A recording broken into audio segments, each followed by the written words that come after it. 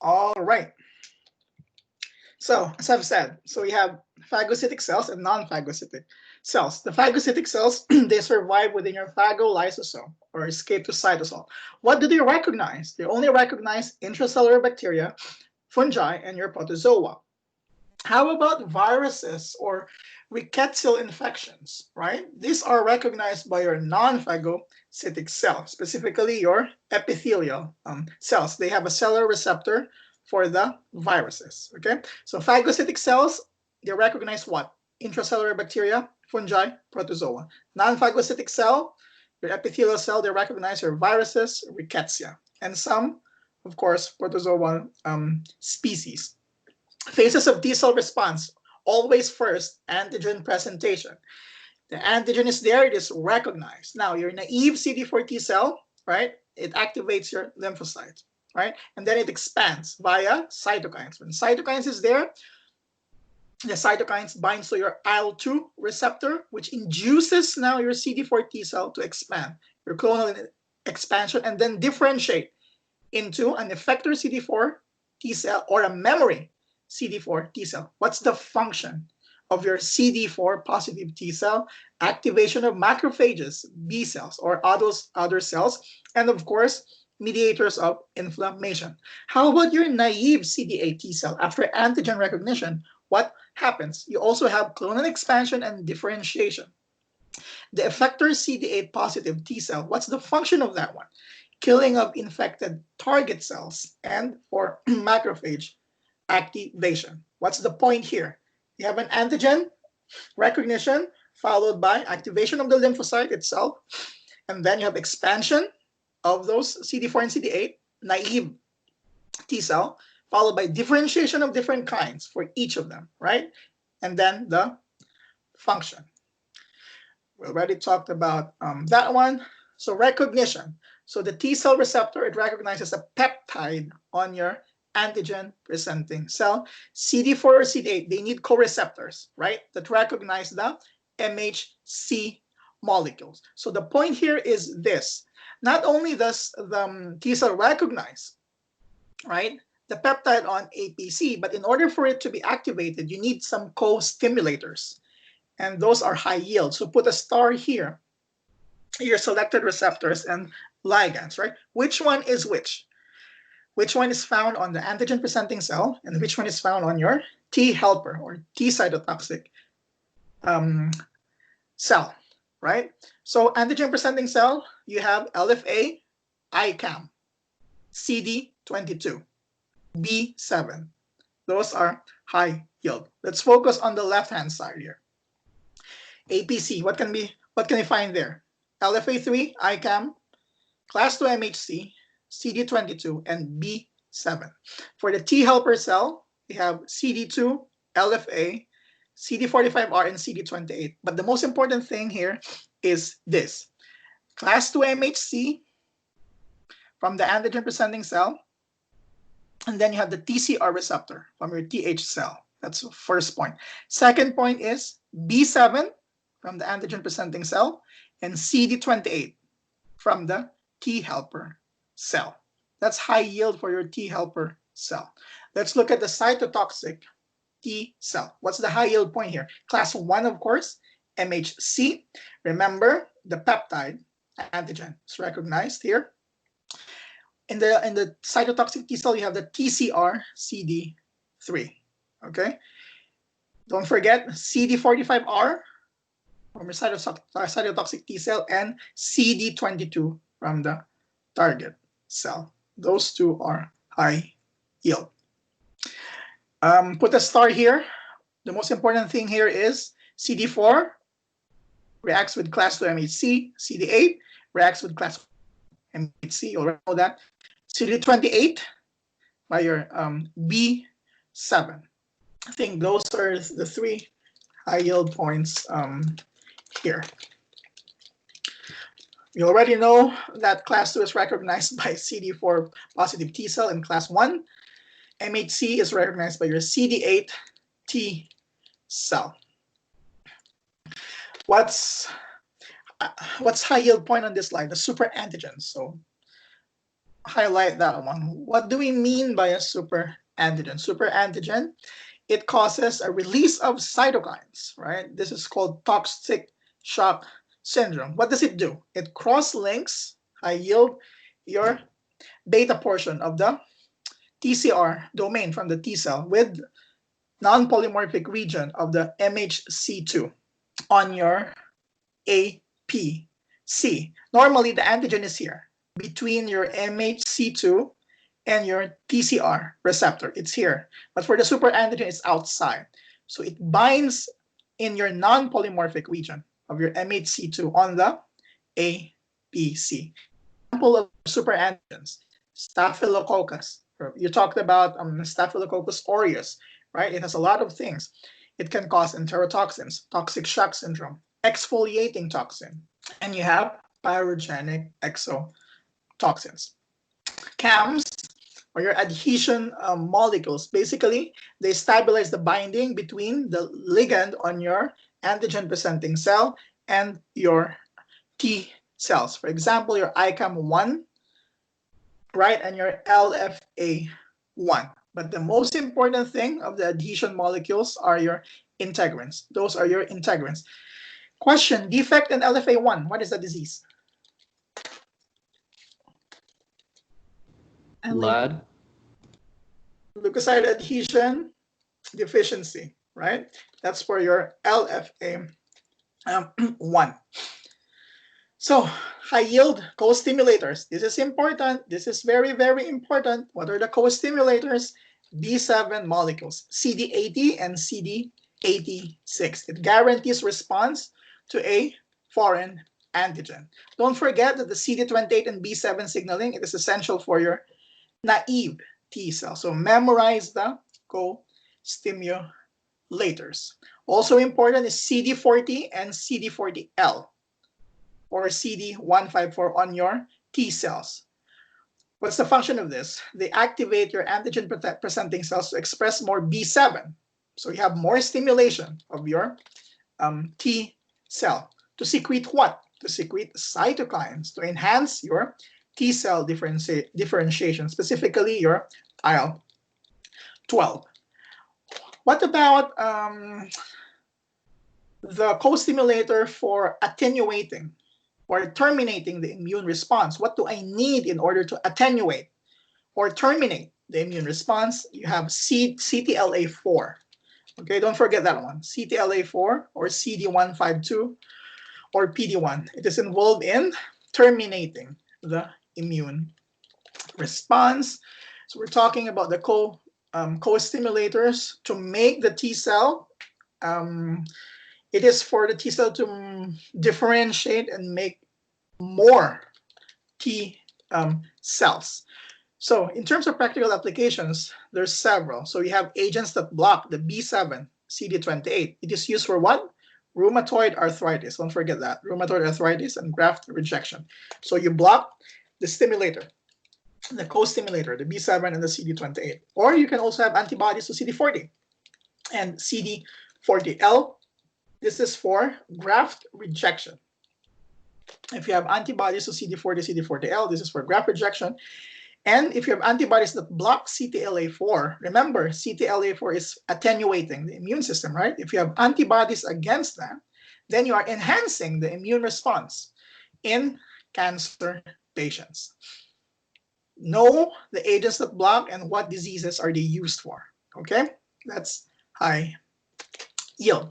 So if I have T lymphocytes, proliferation of T lymphocytes, it's now differentiating into different kinds of T lymphocytes. What's next? You have secretion of your cytokines and expression of cytokine receptors. What's the first cytokine to be produced by a CD4 positive T cell? IL-2. IL-2, the first cytokine to be produced by CD4 positive T cell. For what? For T cell proliferation. Right? Remember the different interleukins, 1, 2, 3, 4, 5, 6. IL-1 is for what? IL-1 is for what? Fever. Fever, pyrexia, exactly. IL-2 is for what? T cell proliferation, right? IL-3 is for what? Myeloid cells. B cell, right? B cell proliferation. IL-4 is for what? IgE. IgE. IL-5 is for what? IgA. IgA and eosinophil proliferation. IL-6 is for what? Acute. Excellent. So your acute phase reactants. You're going to learn about amyloidosis next term, which is exciting. We're going to learn pathology now next term. So yada, yada, yada, the activation. So we have T cell activation by antigen, and you have the co-stimulator. Remember CD28, and then the co-stimulator is what? B7. This is found in your antigen presenting cell. So let's go over activation. Now, T cell activation and B cell activation. Listen carefully, right? So there are two signals required for T cell activation and B cell activation and class switching. Okay, first, your dendritic cell here, right? They process antigen and then migrate to a lymph node. They migrate to a lymph node. And then it activates T cell. You have exogenous antigen is presented via what? MHC2. And it is recognized by your T cell receptor on CD4 positive cell. If it's MHC1, it is recognized by your CD8 positive cell. And then there's a co-stimulatory signal for this via interaction of B7 protein, your CD80 and 86. Where is this? On the dendritic cell, on your APCs, right? And then CD28 on your naive T cell. Then what happens next? The activated TH cell, it produces cytokines, right? And then the cell is able to recognize and kill virus-infected cells. So that's your T cell activation. How about B cell activation and class switching? So for B cell activation and class switching, you have a B cell receptor mediated endocytosis, right? So it can be T cell dependent or T cell independent for B cell activation and class switching. Which is much more potent, the T cell independent or T cell independent? B cell activation. Which one is much more potent? What do you want? Dependent? Dependent, exactly. So you need to have a T cell dependent B cell activation. So you have exogenous and antigen presented on MHC2, of course. It is recognized by TCR on your T helper cell.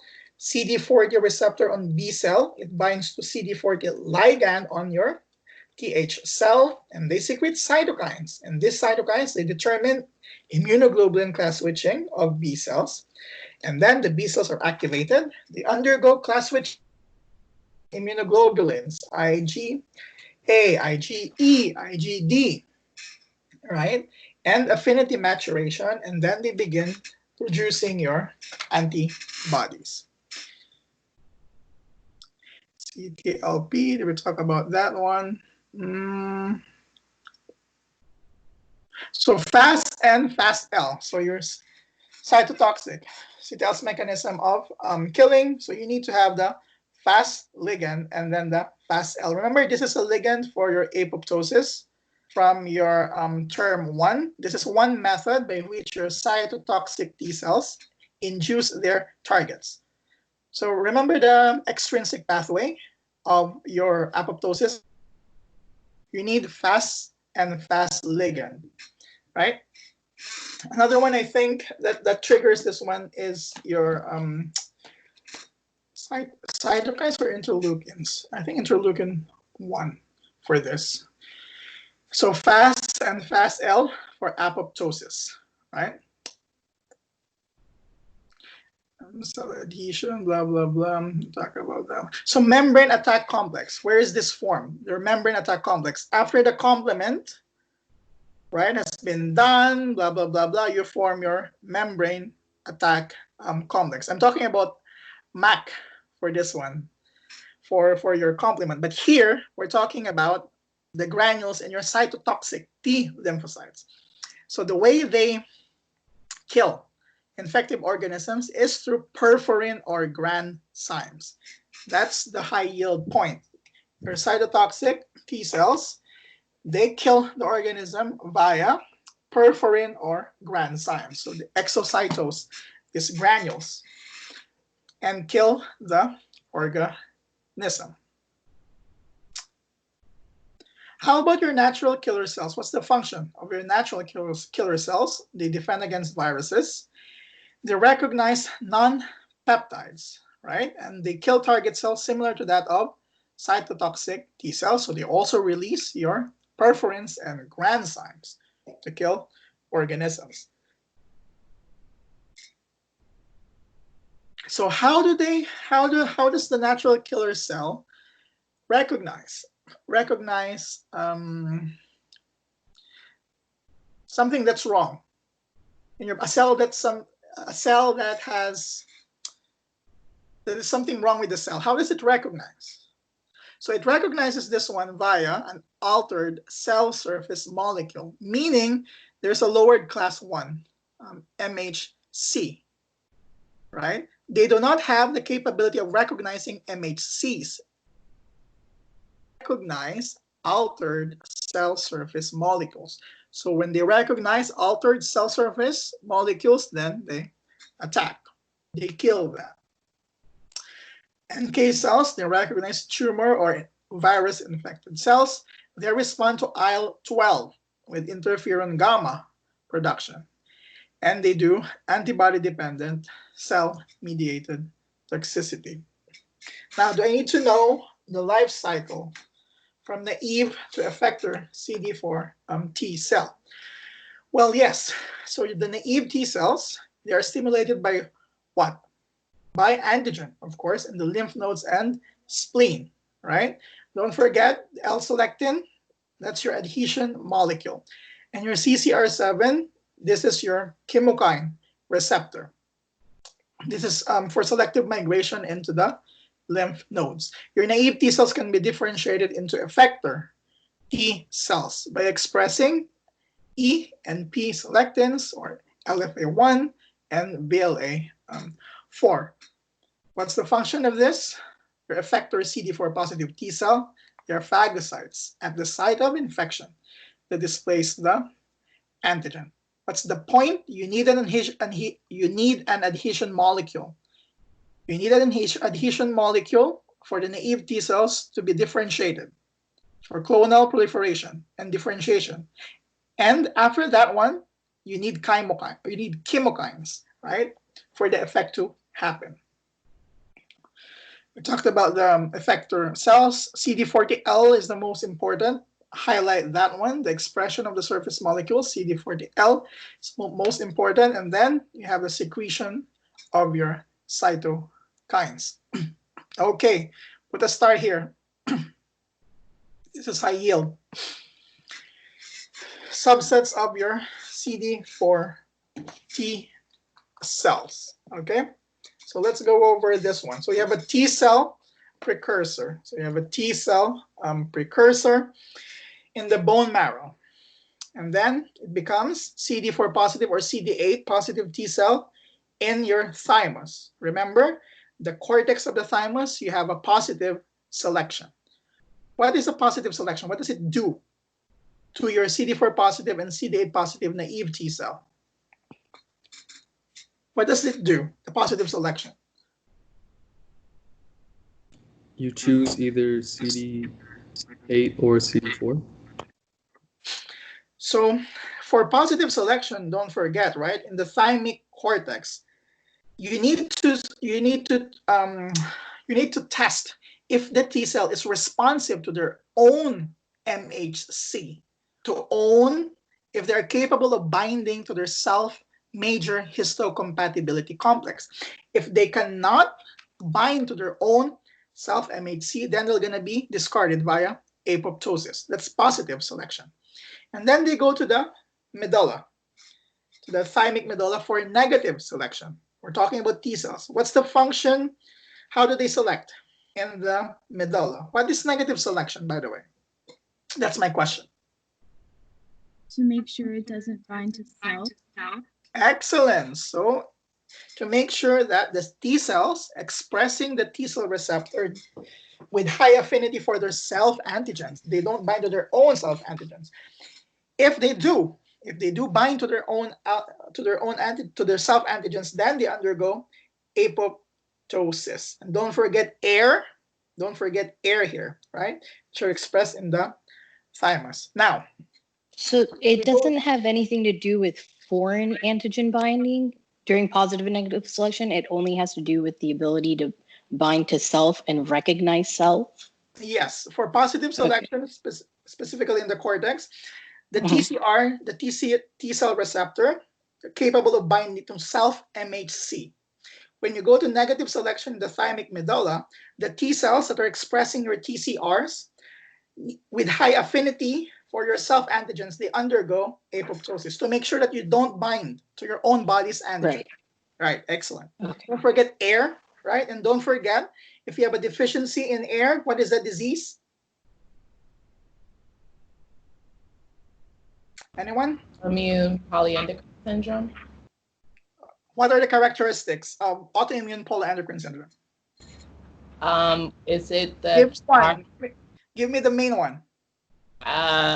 Chronic mucocutaneous candidiasis? Excellent, excellent. So you have chronic mucocutaneous candidiasis. You can also have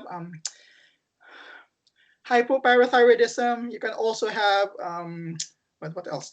Adrenal insufficiency and recurrent candida infection. You're going to learn more about this, I think, next term or term 5. Now, you are now on the lymph nodes, right? You now differentiated your naive T cell. They are now cytotoxic T cell and helper T cell. Now, the helper T cell in the lymph node, it becomes 4 subspecies, right? It becomes Th1 cell, Th2 cell, Th17 cell, and please add something on this slide, the T regulatory cell. T regulatory cell. Okay, let's go one by one. High yield points, right? So your Th1 cell, what does it secrete? It secretes interferon gamma. I want you to focus on 2. Interferon gamma and IL-2. Interferon gamma and IL-2. What's the function of those? To activate your macrophages and cytotoxic T cells. Okay, Th1 secretes interferon gamma, IL-2. What's the function? Activate macrophages and cytotoxic T cells. Next, Th2 cell. What does it secrete? A lot, right? IL-4, IL-5, IL-6, IL-10, IL-13. So ILs 4, 5, 6, 10, 13. What's the function of these interleukins? Remember, IL-5, right? Activate eosinophils. IL-4, increase in IgE. Those are the things that I wanted to know about Th2. We're good so far? Yes? Yeah. Okay. Th17, right? 17. So it secretes what? IL-17, 21, and 22. Right? 17, 21, 22. What's the function of these, of Th17? I want you to know, induce neutrophil inflammation. Induce neutrophil inflammation. I want you to add something on this slide, the T regulatory cell. T regulatory cell, your T reg. It secretes what? TGF beta, IL-10, and IL-35. So TGF beta, IL-10, and IL-35. What's the function of these? The function of this is to prevent autoimmunity. So it maintains tolerance. So it attenuates your immune system for your T regulatory cell. We're good so far. We're good so far. Yes.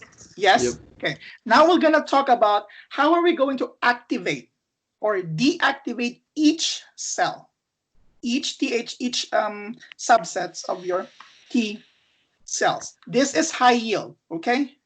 Listen carefully. So for Th1 cell, since you want to promote, you need to activate macrophages and cytotoxic T cells. What do you think activates Th1? You want more Th1. So what do you think activates it? You want more macrophages. You want more cytotoxic T cells. IL-12.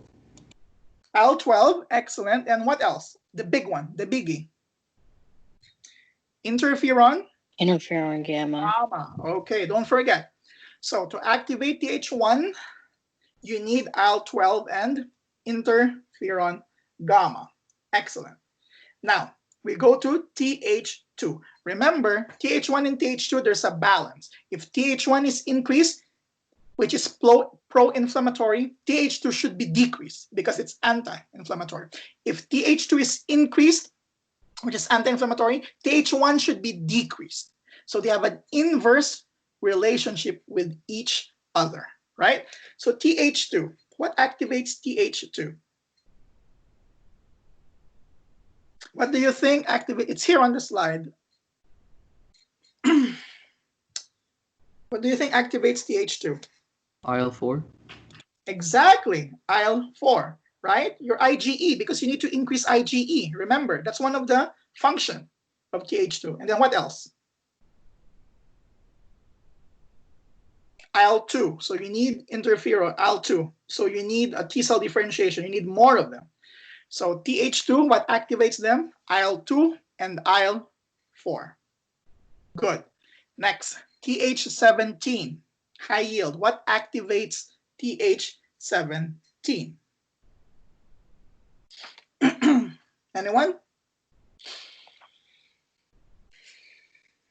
Remember, you need neutrophil inflammation. So what are the things that you need to do in order to induce neutrophilic inflammation? IL-1 and IL-6. Excellent. IL-1 for fever, right? Right? Fever, and then IL-6. You need those acute phase reactants to induce neutrophilic inflammation. Now, T regulatory, right? T regulatory cell. What do I need to do to increase my T regulatory cell? Anyone? Remember, to prevent B3 to and prevent. TGF beta.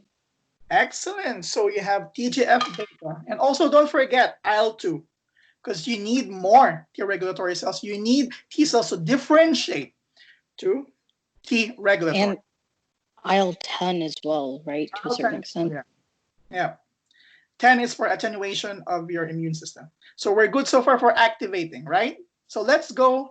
How are we going to deactivate each cell? We're good so far? Yes?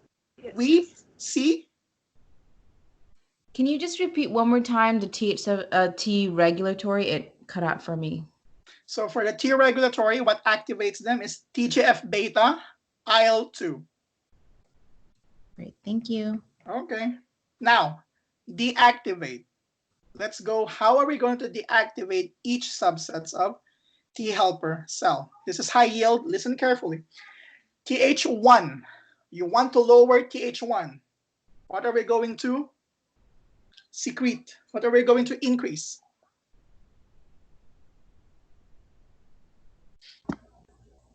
Anyone?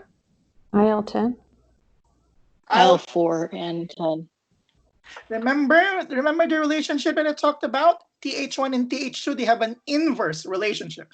So if I want to decrease Th1, I need to increase Th2. And Th2 secretes what? IL-4. IL-4 and IL-10, right? Exactly. So to inhibit Th1, you need IL-4 and IL-10, which is secreted by your Th2 cells. That's why I've said they have an inverse relationship with one another.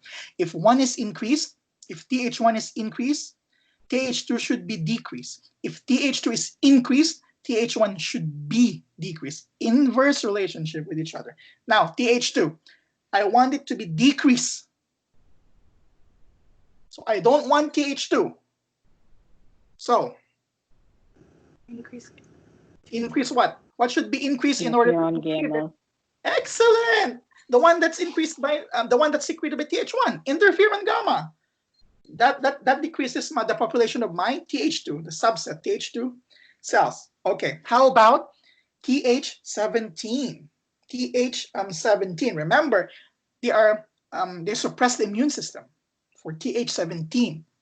So I don't want that to happen. I want to reduce my Th17. So what do I need to do to inactivate my Th17?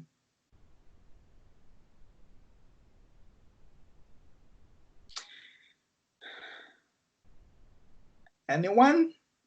So you need interferon gamma and IL-4. I don't know if you talk about this, but this is high yield stuff. Okay. So your Th17 cells, you need interferon gamma and IL-4 to decrease that one, your Th17. Now for Treg, how are we going to decrease our Treg? Remember, Treg, they suppress CD4 and CD8 T cell, right? And someone said it a while ago. They are identified by expression of what? CD3, 4, 25, and FOXP3, right? They are anti-inflammatory, right? And I don't want that. I don't want T regulatory cells. So what do I need to do? Would this also be interferon gamma? Think about Or no, you would want something that's you want pro-inflammatory. So yes, TNF something alpha or TNF beta, maybe? IL-6, why IL-6? because IL-6 is a pro-inflammatory, so it would be able to block the anti-inflammatory effects, and it has the acute phase protein production. Excellent. So you have IL-6, so you have your acute phase reactants. So those are the high yield points. I know it's only one slide. Make sure you know positive selection, negative selection, right? The subsets of the Cd4 T cell. Each subset, you have 5 subsets. No. Only 4 subsets, sorry. Th1, Th2, Th17, and T regulatory. Add T regulatory cells here.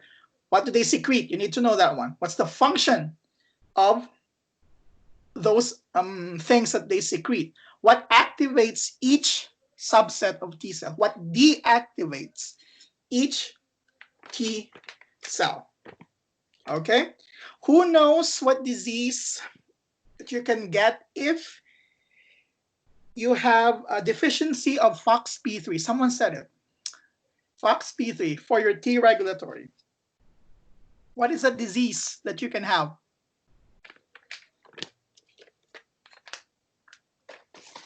Anyone? For T regulatory. Is it hyper IgE syndrome? So you have a genetic deficiency. I don't know if, did you talk about IPEX disease? The immune dysregulation, polyendocrinopathy. What was that one? Enteropathy and X-link something. X-link syndrome. Did you talk about that one? No? Yeah, we did. You did. Okay. So if you have a deficiency in FOXP3, remember, FOXP3 is expressed in your regulatory Treg, your regulatory T cells.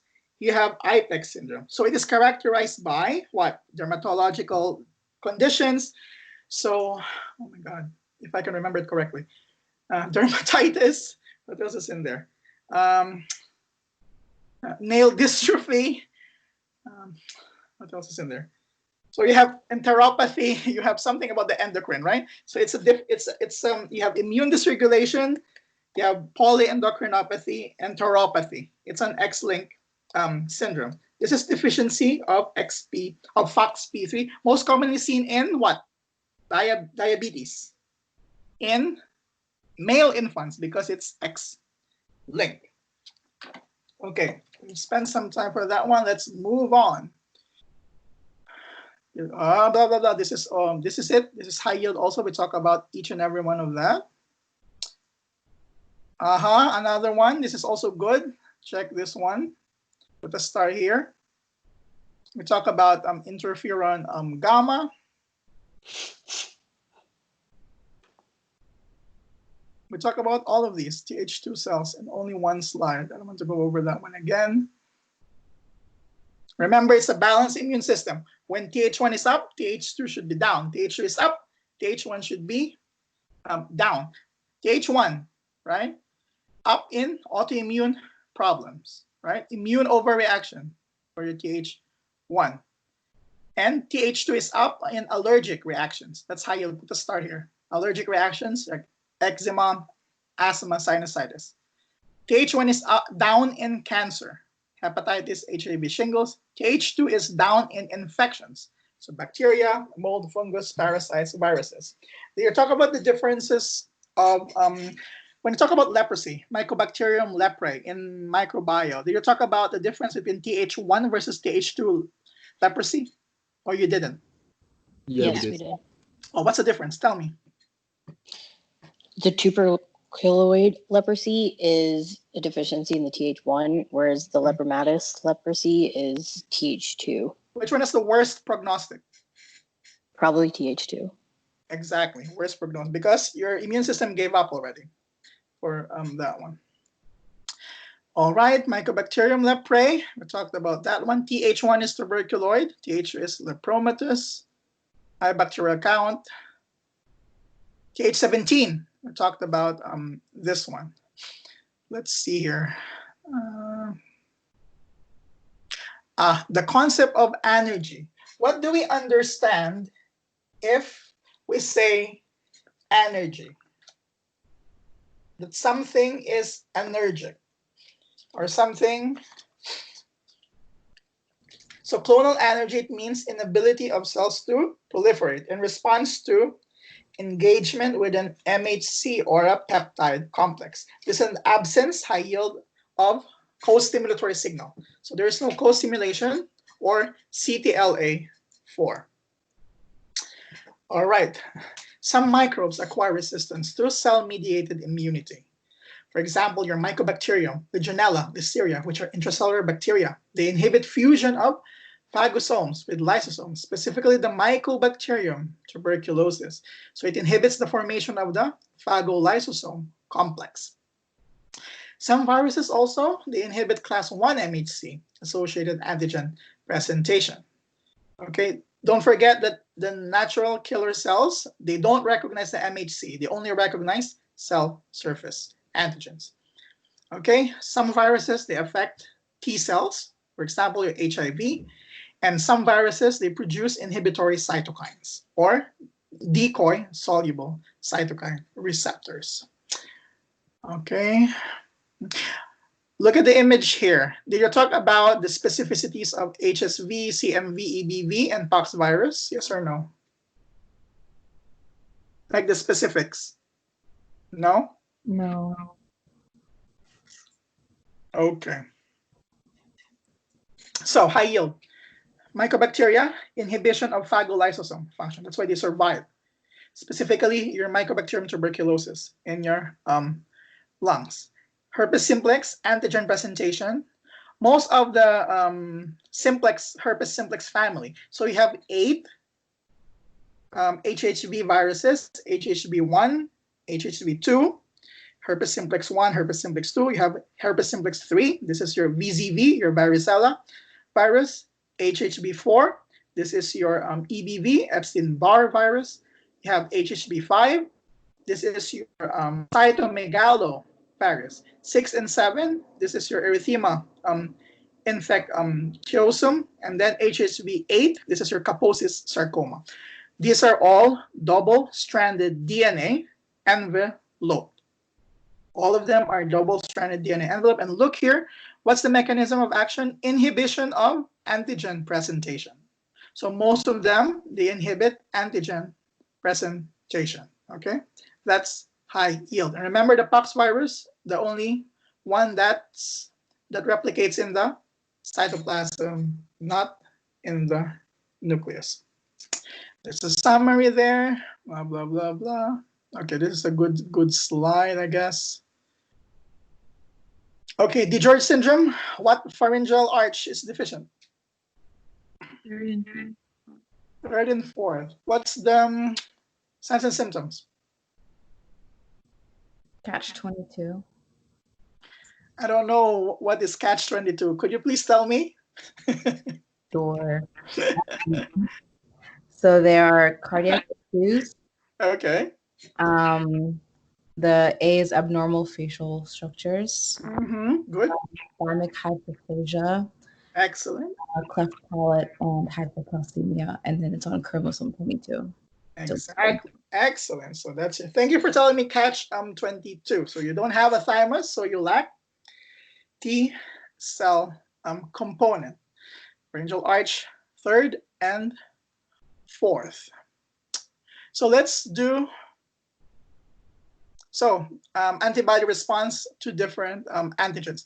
So thymus dependent or thymus independent. We talk about the B cell activation and class switching, which is much more better immune response, the thymus dependent B cell activation. Okay, that's the most important thing. And we talk about this one, the subsets of your B cell, how to activate B cell. So in thymus independent antigen, these antigens, they activate B cells by pattern recognition receptors, right? Which one is high yield here? Blah, blah, blah. So we talked about the spleen. So in the spleen, there are two parts in your spleen. So you have where can we find the T cells in the spleen? Where can we find the T cells in the spleen? In the pals? Let's go back to term 1. Where is the location of the spleen?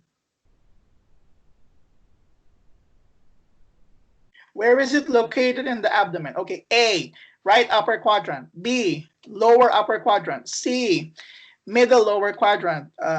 D, right lower quadrant. Up left quadrant? Where? Up left quadrant? So left, excellent. So left upper quadrant. It is protected by what ribs? Let's go back to term 1, anatomy. It is protected by what ribs? 9, 10, 11. Excellent. 9th and 11th ribs. So T cells are found in pulse, right? B cells are found where? Where can we find the B cell? In the red pulp or white pulp? White pulp, germinal center? Specifically where? Where in the white pulp? Germinal center? Exactly. So you have the follicles there. So you have the follicles. B cells are found in the follicles within the white pulp. What's this marginal zone here? Look at the image here. It says on the follicle you have a marginal zone. What's the significance of the marginal zone? That's where the B cells and T cells meet up. It is where the macrophages and your specialized B cells meet up, right? It is where the antigen-presenting cells capture the blood-borne antigens for recognition by lymphocytes. Let's go back to micro. What kind of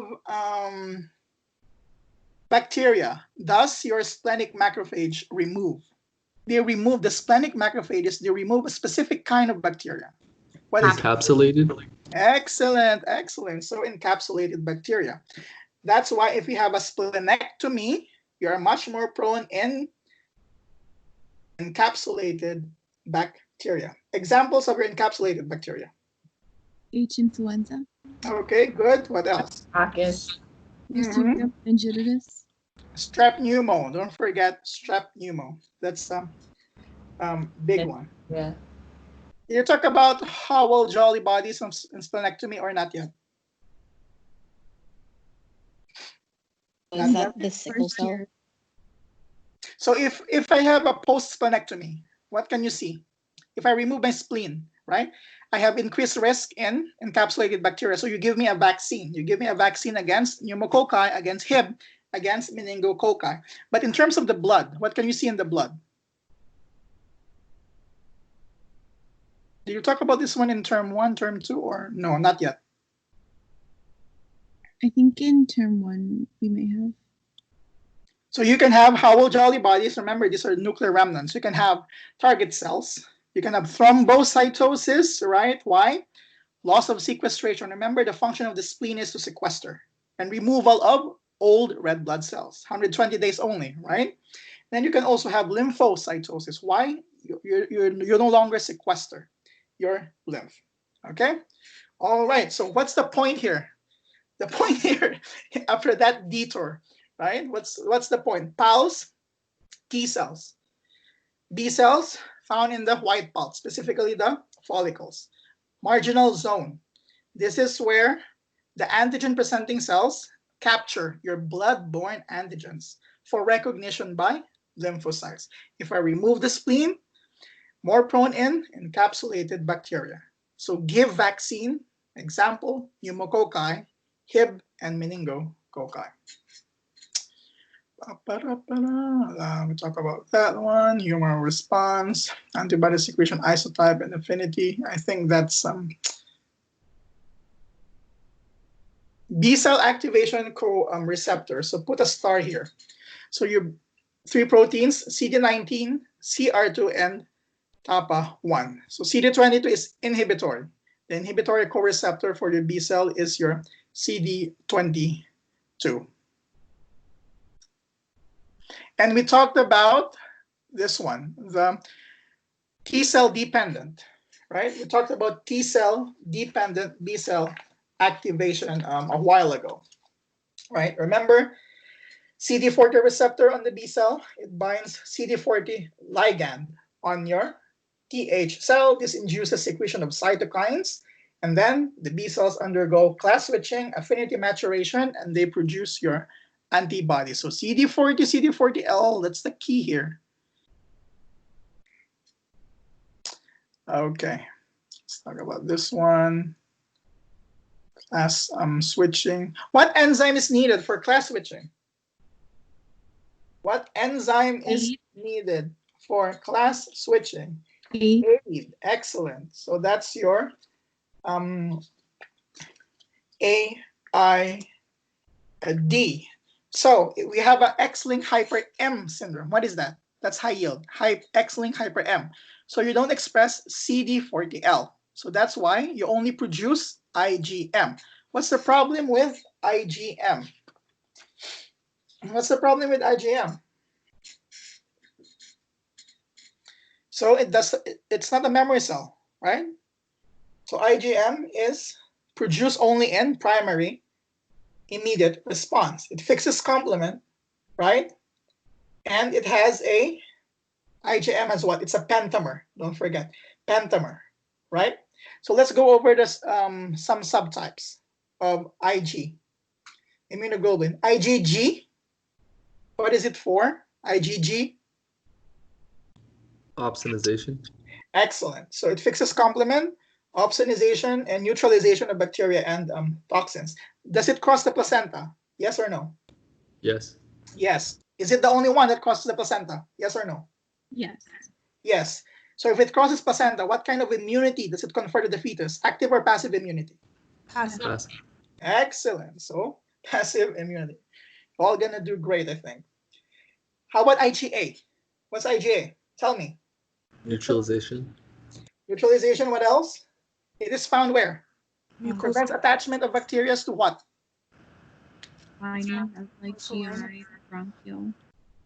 So IgA, it prevents attachment of bacteria to your mucous membranes. IgA, mucous membranes. Does it fix complement? Yes or no? No. Excellent. It doesn't fix complement. Is it a monomer or a dimer in circulation? Dimer. Ah. What? What is it? Dimer. Monomer. Circulation. Monomer. It's monomer in circulation and dimer when secreted. Okay? So careful. Monomer in circulation and dimer. Remember, it has a J chain, right? When secreted. Does it cross? How does it cross the epithelial cell? What process? Transcytosis. Transcytosis. Excellent. It is produced in the GI tract by what? It is produced in the GI tract by what? You know this one, large intestine. You know this one, term Prior 2. patches? Excellent. Term 2, yeah. Pyrus patches. Excellent. And it protects against gut infections. Example of an organism that we already talked about. Giardia? Giardia lamblia. Excellent. And You called transcytosis. So it crosses epithelial cells by transcytosis. Okay, thank you. Yep. So again, this is released into what? IgA. It is released into what? Where is it released? IgA. Breast milk? Yes or no? Yes. Yes. How about tears? Yes. Yes. Saliva? Yes. Yes. Mucus? Definitely. Definitely. IgD, is this important? Not really. So, no. Let's move on. IgE. IgE. It binds what? IgE, what does it do? It binds what? To mast cells and basophils? Basophils. It cross-links when exposed to what? Helminths. Allergens, right? Don't forget. Allergens. It mediates what kind of hypersensitivity? Type 1, type 2, type 3, type 4? Type 1? Type 1, right? So it releases inflammatory mediators. Examples of an inflammatory mediator that IgE releases. Histamine? Histamine. So IgE also contributes to immunity to what? Remember, eosinophils, IgE, Parasites? parasites. And there we have a review of all of your immunoglobulin subtypes. IgD, not important, but what's the point for Ig? Let me think. Found on the surface of your B cells, right? And sometimes it can be found in the serum, but there's actually unclear function for your IgD. Maybe in the future you're gonna find out what's the function. You're gonna win Nobel Prize. Okay. We talked about affinity maturation, blah blah blah. So humoral response, primary and secondary response. Put a star here. We talked about a primary and secondary response. So primary, right, IgM. Secondary is IgG. The primary response is thymus dependent and thymus independent, both of them. However, secondary response is thymus dependent. Primary response, lower antibody affinity. A secondary response is higher antibody affinity. Why? Because you're already exposed to that one. After you expose, your body mounts a much better secondary response. Malignant transformations for B cell. This is high yield next term, term 4. We're going to talk about ALL, CLL, all of those wonderful translocations, right? Non-Hodgkin's lymphoma and Waldenström. Did you talk about this one or not yet? Like the specifics? No? No. No, okay, never mind that. Just know that they can transform into malignancies. Blah, blah, blah. Antibodies, effector function. So 3 main mechanisms of your antibodies, right? Neutralization, they prevent bacterial adherence, they promote phagocytosis, and they activate your complement, which enhances opsonization and lyses some bacteria. Do I need to know the Fc receptors? I don't think so. Opsonization. Remember the binding of opsonized microbes to your phagocyte Fc receptors. You need Fc gamma R1. Okay, for that one, you need that binding of your opsonized microbes to phagocyte Fc receptors. So you need opsonization first. In order to activate the phagocyte, in order to undergo phagocytosis of the microbe. Okay. Eosinophil killing, FCE epsilon R1 Eosinophil activation, Helminth death, IgE. Don't forget IgE for your eosinophils. We talk about the complement system. What's the common pathway? What's the classical pathway for your complement? Let's review a little. What's classical pathway? Is it IgG or IgM mediated? IgG. So it's actually both, either IgG or IgM. Alternative pathway. What induces alternative pathway? What activates it?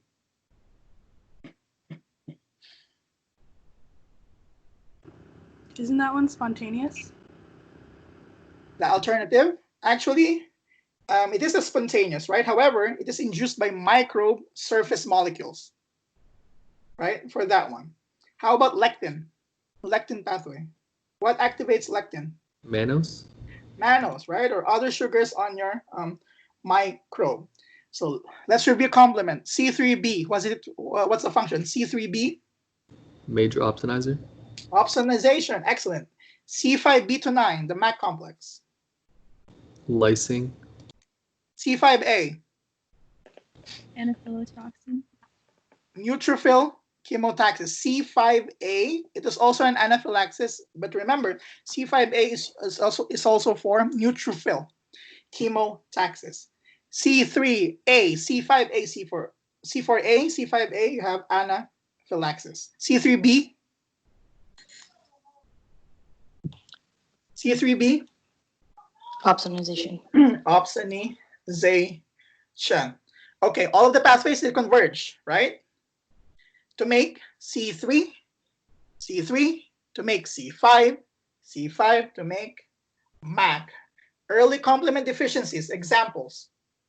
If I have a deficiency in early complement, what happens? Increased risk of what?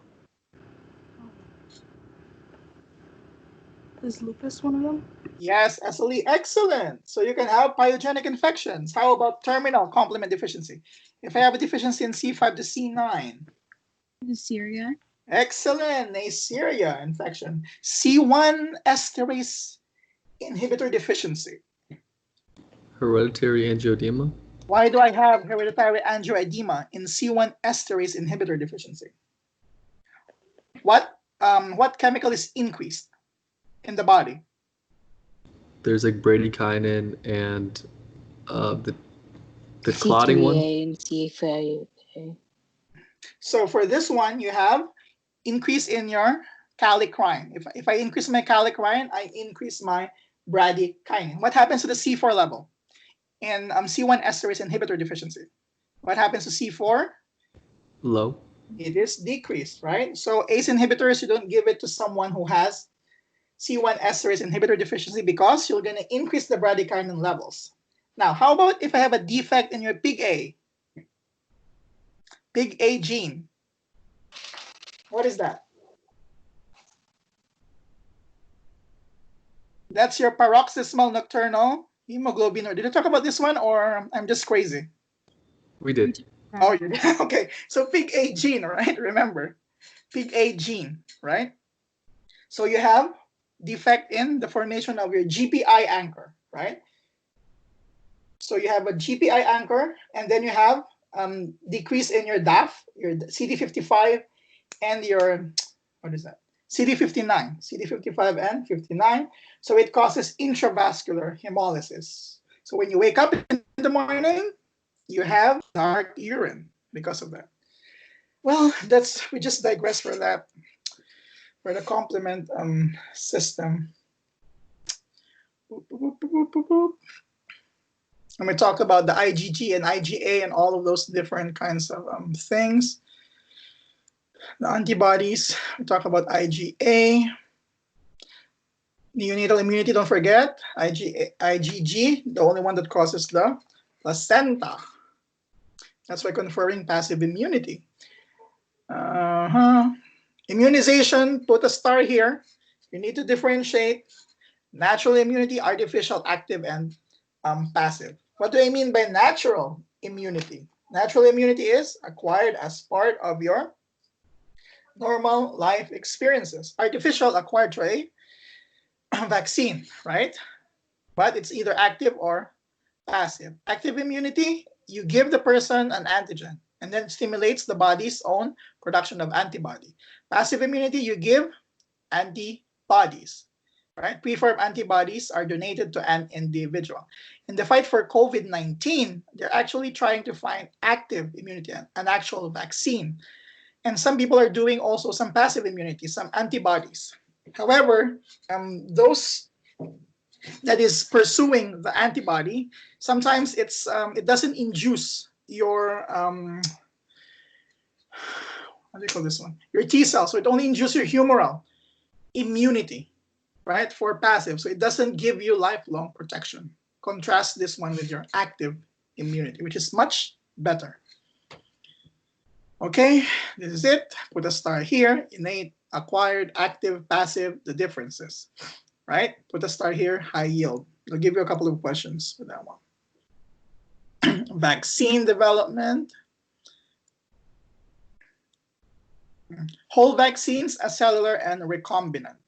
Whole killed bacteria. Acellular, like your pertussis, your DTaP vaccine, you need to have a subunit there. You need to have an antigen derived from bacterial cell or virus particles. Recombinant is genetically engineered. When you hear recombinant, recombination, so it's a genetically engineered vaccine. Whole vaccines, cholera, plague, inactivated, whole viral vaccines, polio, rabies, influenza, hepatitis. So know what the vaccine is, definition of the vaccine, and examples of the vaccine.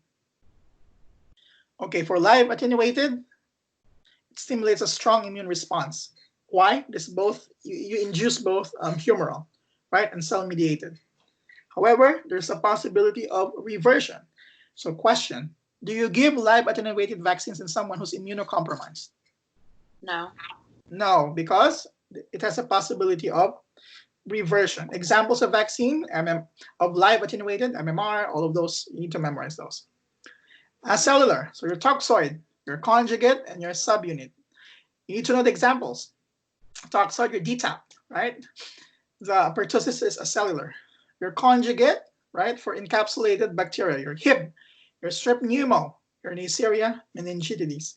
For subunit, think about hepatitis and HPV, right? That's your sub vaccines when you have viral components.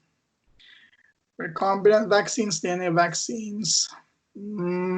Okay, there's a star here. Know the differences. Attenuated, weakened. When we say attenuated, we just weaken the organism.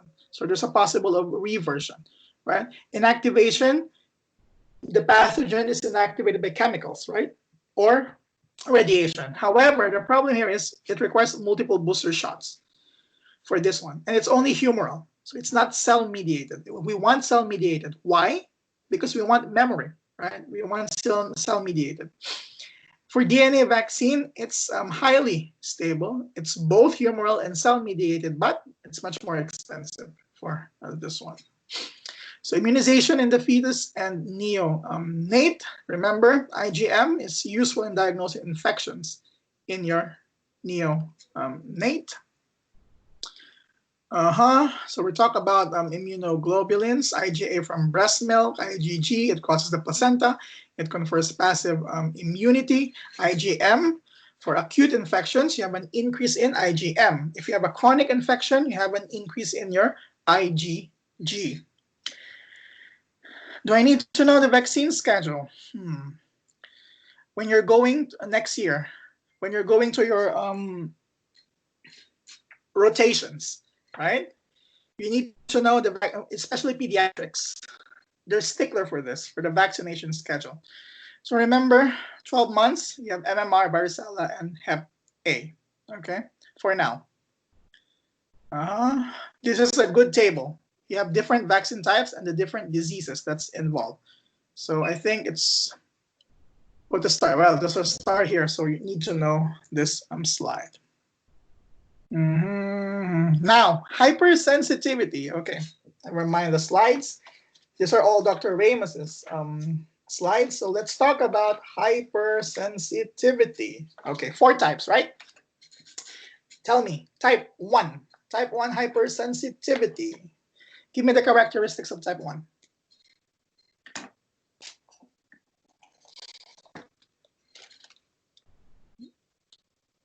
Type 1. Mediated by IgE.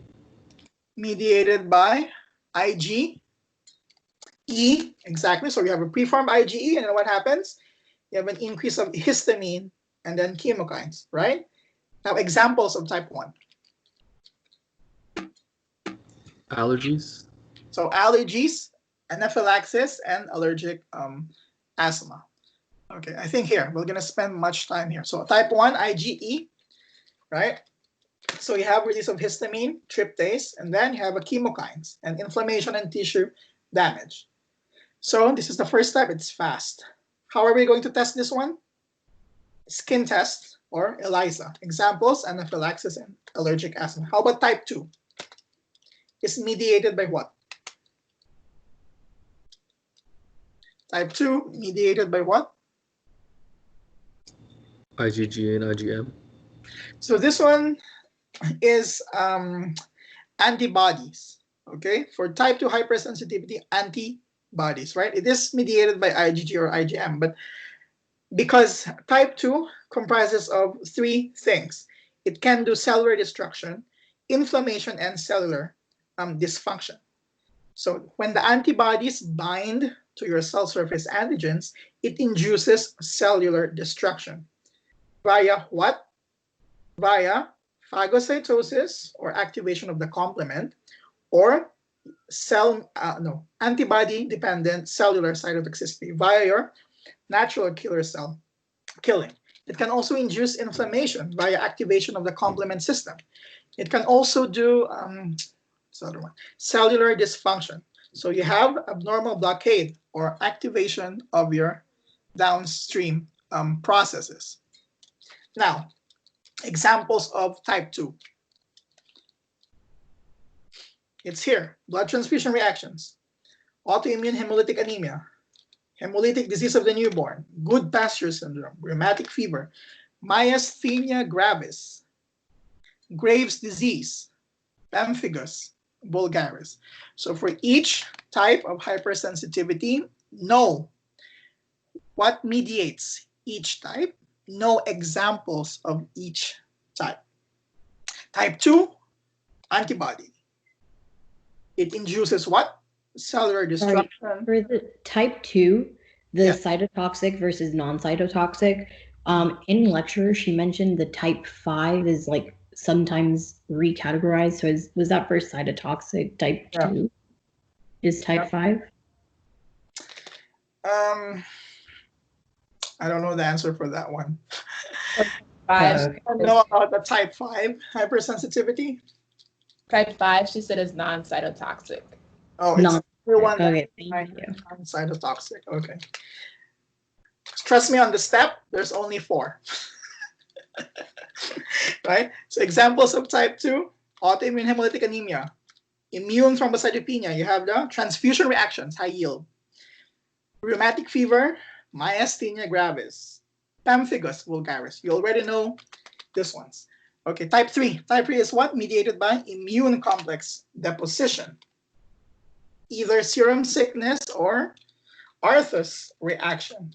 So this is immune complex mediation. Examples, SLE, polyarteritis nodosa, post-strep glomerulonephritis. Type 4 hypersensitivity, it is due to T cells. Type 4 T cells via direct cell cytotoxicity or inflammatory reaction. Examples, contact dermatitis, graft versus host disease, PPD testing, patch testing, candida, skin testing. So when you think about type 4, think about T cells, think about touching, contact dermatitis, think about TB skin test, think about transplant rejection. All right, this is your delayed hypersensitivity. So what do I need to know for this? Know the types, know what mediates each type, know examples of each type. Okay. We'll talk about that.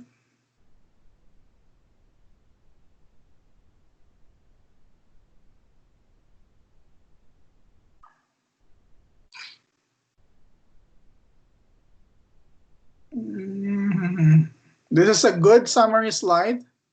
Again, if there's a star, memorize it. If she puts a star on the slides, please memorize that slide. That's high yield. Tolerance, differences between central and peripheral tolerance. Central tolerance, you delete the T or B clones before maturity. If they recognize self-antigens, this is your positive selection. Peripheral tolerance, this is your negative selection. And your secondary lymphoid tissues. So peripheral tolerance is induced by T regulatory cells, right? Do you need a co-stimulator for tolerance? Yes. CD28, B7 is low, and your CTLA4. CTLA4 will bind to your B7 and inhibit that one. Immunologically. So there are sites in the body that foreign antigens cannot elicit immune response. These are your brain, your eyes, your testes, and your placenta. Remember, in your brain, you have a barrier, the blood-brain barrier. Your eyes, you also have a barrier. The testes, from term 2, you have also a barrier there, and also the placenta, because each one has a barrier. Causes of autoimmunity, we'll talk about that. Genetic predisposition, inappropriate MHC expression. Graves and myasthenia gravis, you already know from term 2. Oh, from term 1, I think, also. Myasthenia gravis and Graves disease. Did you talk about, for the examples of each hypersensitivity, did you talk about the specifics of each disease, like SLE, or what do I mean by good pasture syndrome? You have hemoptysis and hematuria for good pastures because it attacks type 4 collagen. Yeah, she did. Oh, she did. Okay.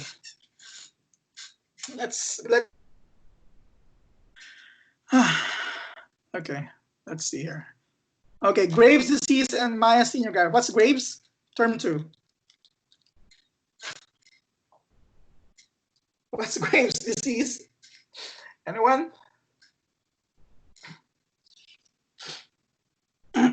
So you have overstimulation of your thyroid gland, right? For myasthenia, we talk about antibodies against your acetylcholine receptors.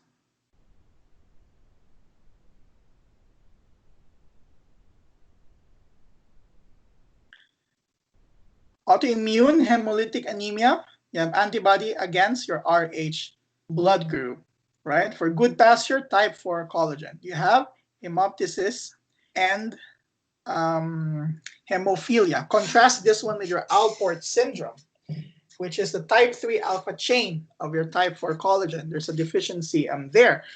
When you can't see, can't hear, right? And you can also have can't pee, but you don't have any hemoptysis because it doesn't attack the parenchyma of your lungs. So good pasture, type 4 collagen, you have hemoptysis and hematuria. So coughing up blood and blood in the urine. In Alport, you only have blood in the urine, no hemoptysis. Hemolytic anemia, pernicious anemia, you have B12, right, for hematopoiesis, and it's drug-induced sometimes, and you have hemolytic anemia. SLE, middle-aged woman, right?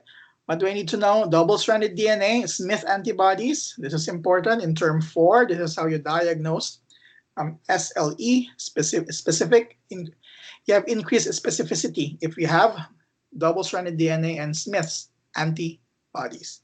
C3 is also down. Why? Because you're making complement.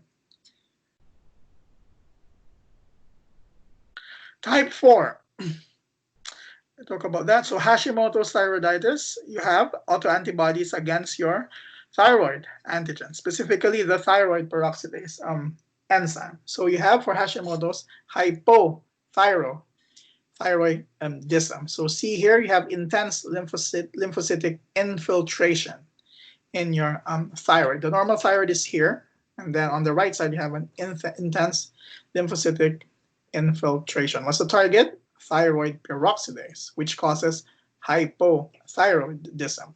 Term 2, what's the function of thyroid peroxidase? Let's go back to term 2. What's the function of TPO? Is it to activate erythropoietin? No, thyroid peroxidase, a TPO. What's the function? Does it add T3 and T4 onto them?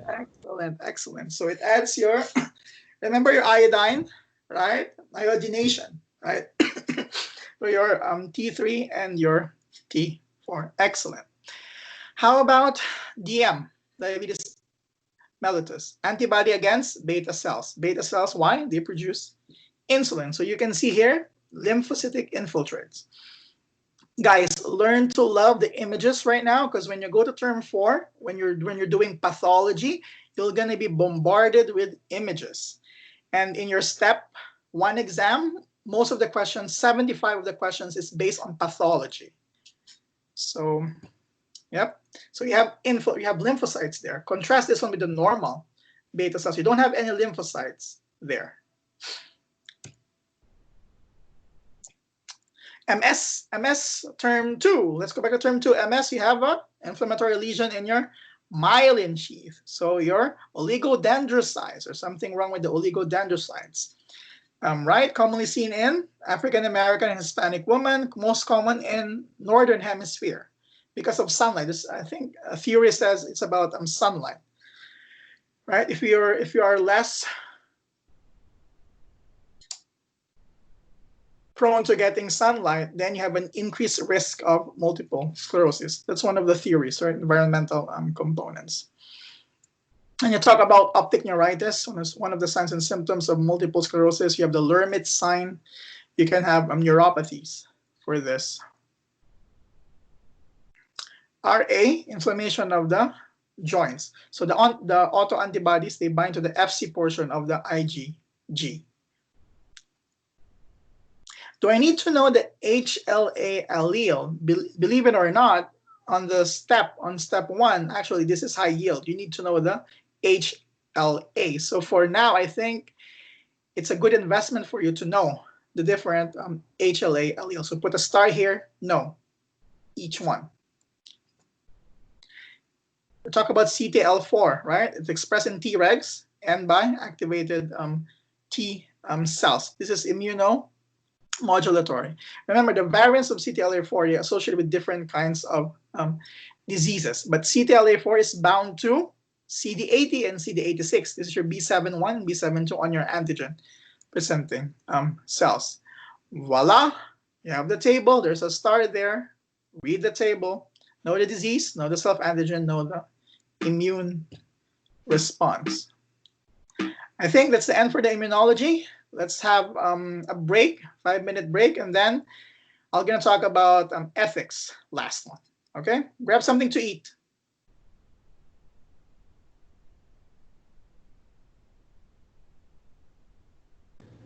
Can you upload the ethics PowerPoint as well? Oh, sure. Probably later, because I need to discuss the answers to the multiple choice questions, right? Is that okay? Yeah, that's fine. Okay.